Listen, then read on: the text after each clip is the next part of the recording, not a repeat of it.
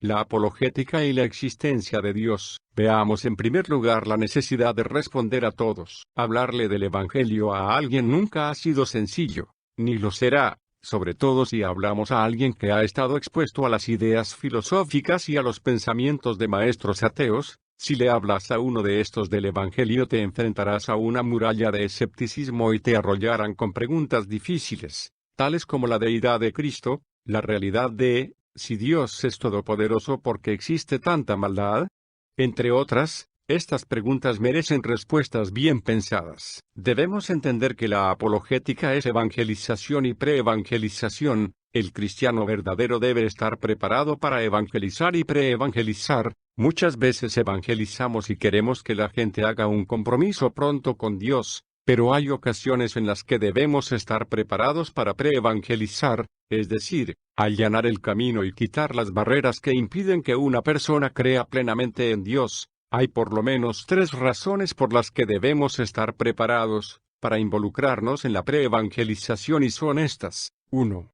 Los inconversos plantean buenas preguntas que muchas veces apuntan directamente al corazón de la fe cristiana, y como cristianos debemos enfrentar esas preguntas y responder a esas objeciones, porque si no somos capaces de responder a esas preguntas habría que examinar qué es lo que creemos. 2. Nosotros tenemos buenas respuestas, porque una buena pregunta merece una buena respuesta. Y si el cristianismo es verdadero, esto significa que la realidad siempre estará de nuestra parte y que solo tenemos que encontrar la prueba apropiada para responder esas preguntas. Pero debemos estar preparados bíblicamente y razonar cada pregunta. 3.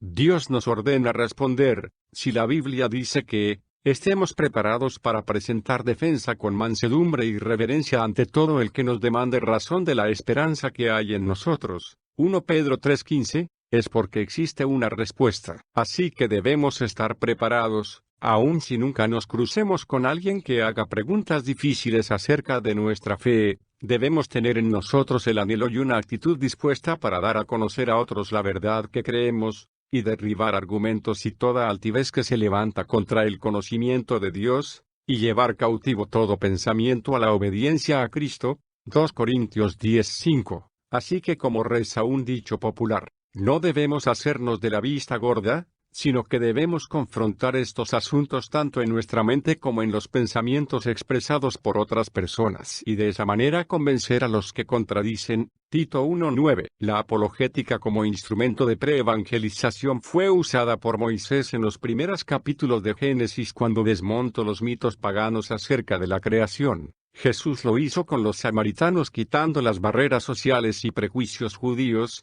Pablo discutía a menudo en las sinagogas defendiendo y explicando la fe, así lo declara Hechos 17:2. Pero necesitamos mucha prudencia en la preevangelización. La Biblia nos dice, nunca respondas al necio de acuerdo con su necedad, para que no seas tú también como él, pero también nos dice, responde al necio como merece su necedad, para que no se estime sabio en su propia opinión. 26, 25, 25. Estos pasajes nos enseñan que debemos ser cuidadosos respecto a elegir cuándo y cómo enfrentar las ideas falsas y los sistemas de creencias erróneas. 2. Preguntas acerca de Dios. ¿Existe Dios? Esta es una de las preguntas más importantes, porque si no hay un Dios, entonces tampoco existen los milagros, y si ese Dios no es un Dios moral, no hay contra quien pecar, por lo tanto el hombre no necesita salvación puesto que no existe Dios. Sin embargo, si existe Dios, el hombre necesita salvación y lo moral se vuelve necesario. Existen por lo menos 4 argumentos básicos para probar la existencia de Dios.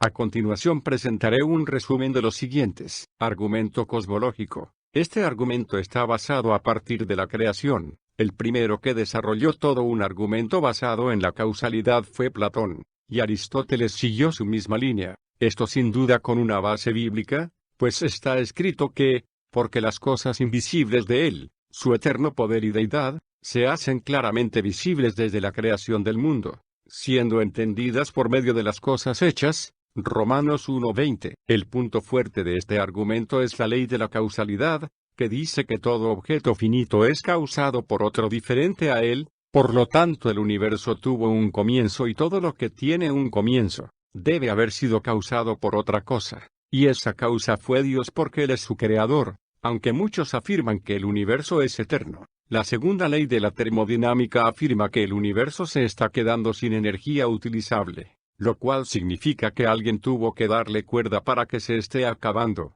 y ese alguien tiene que ser Dios, quien no solo es la causa que causó el universo, sino quien también lo sostiene. Colosenses 1:17. Argumento teológico. Este argumento está basado en el diseño inteligente del universo, por lo tanto razona a partir de un aspecto específico de la creación, para ir luego al creador que lo puso ahí. William Paley inició este argumento como una respuesta al nacimiento de la Ilustración y del método científico, en el que insistía en que si alguien encontraba un reloj en un campo, concluiría correctamente que hubo un relojero debido al diseño inteligente del reloj. Ningún hombre concluiría que ese reloj se hizo solo, de la nada. Lo mismo puede decirse del diseño encontrado en la naturaleza. Claro está que todo diseño implica un diseñador, y esto es precisamente lo que se encuentra en el universo, un gran diseño.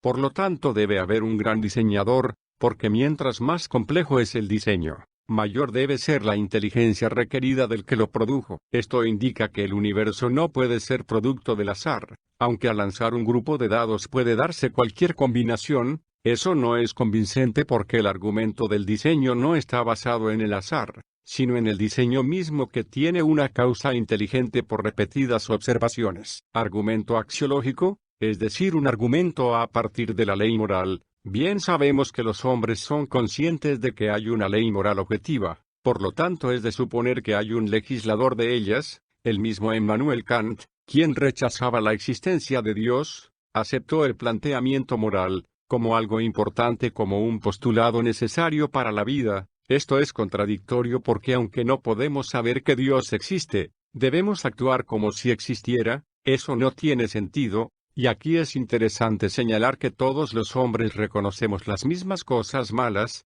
aún los mismos malos saben que lo que hacen es malo, pero si no hubiera una ley moral objetiva, entonces no podría haber juicios de valores correctos ni erróneos, puesto que lo moral no existe. Si lo moral existe y podemos calificar las cosas correctas como buenas, alguien tuvo que darnos esa conciencia moral, y ese alguien tiene que ser Dios. ¿Quién es un ente moral? Argumento ontológico. Este habla a partir del ser, es decir, Dios debe existir por definición, y cuando accedemos a la noción de que es Dios, la idea supone necesariamente la existencia. Dios se le presentó a Moisés con el nombre Yo soy el que soy. Éxodo 3:14, dejando muy claro que la existencia, en su principal atributo, la existencia necesaria, significa que algo existe y no puede no existir. Por lo tanto, cuando decimos que Dios existe, significa que para Él es imposible no existir. Si bien este argumento demuestra que Dios es necesario,